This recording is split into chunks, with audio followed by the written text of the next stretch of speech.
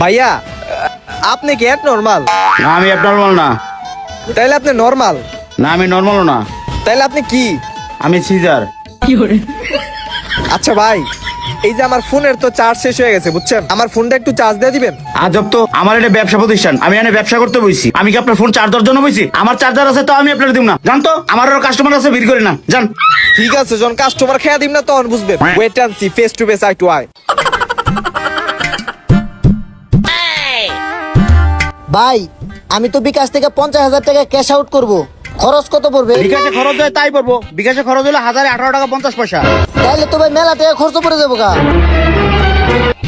ভাই আমার বাসায় কারেন্ট নাই, তাড়াতাড়ি আমার মিটার 1000 টা ভরে দেন তো। ভাই 1010 টাকা। আবার 10 টাকা কিসের? বিদ্যুৎ বিল ভরতে 10 টাকা চার্জ লাগে, এটা আপনি জানেন না? ও কি এ কোনো কথা? এটাই কথা। ভাই এক মাসের এমবি বর্মু কয়টা দেওয়া লাগবো কন? ভাই একটা অফার আছে 999 টাকায় 50 জিবি, ওইটা ভরে। কি কন ভাই 999 টাকায় মাত্র 50 জিবি? এই ভাইয়ারা, আপনাকে আমি কম দামে সবকিছু কিনে দিতেছি, আমার দ্বারা আহেন, আমার দ্বারা আহেন। কি কন ভাই? ও কি কম দামে পাওয়া যাবো? এবার আমার টাকা ফেরত দেন। ভাই বিদ্যুৎ বিল দিবেন না? ও ভাই এমবি নেবেন না? একে একে শুরু করি। আপনি হলো বিকাশ থেকে ক্যাশ আউট করবেন তাই না? হ ভাই। শুনেন, আস্থা টেলিকম অ্যাপটা নামাইবেন প্লে স্টোর থেকে। ওইখানে আপনি হাজারে মাত্র 8 টাকা খরচে বিকাশের টাকাটা ব্যাংকে নিবেন, ব্যাংক থেকে ফ্রিতে উঠে লাইবেন, সিম্পল। তাই নাকি? হ্যাঁ। আর কাকা, আপনি ওই যে বিদ্যুৎ বিল দিবেন না, 10 টাকা করে চাইছি ওই হালাই না।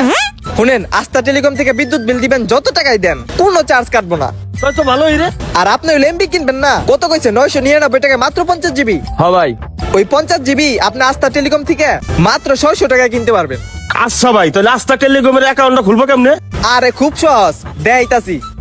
ও আমার ফোনে তো কাকা চার্জ নাই, আপনার ফোনটা দেন তো। এই যে লন। এই দেখেন, সর্বপ্রথম আপনার প্লে স্টোর থেকে আস্থা টেলিকম অ্যাপটি ডাউনলোড করে নেবেন। এরপর ক্রিয়েট নিউ অ্যাকাউন্টে ক্লিক করে আপনার নাম, মোবাইল নাম্বার এবং আপনার ইমেল আইডিটি দিবেন। আর যাদের ন্যাশনাল আইডি কার্ড আছে তারা এই ন্যাশনাল আইডি কার্ডের নাম্বারটি দিবেন, আর যাদের নেই তারা যে কোনো কয়েকটি সংখ্যা বসিয়ে দিলেই হবে।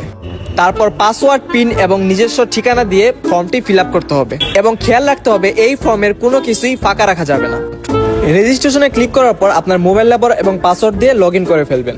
অ্যাকাউন্ট খোলা হয়ে গেলে আপনি ড্রাইভ অপশন থেকে আপনি বিভিন্ন সিমের অফারগুলো দেখতে পারবেন।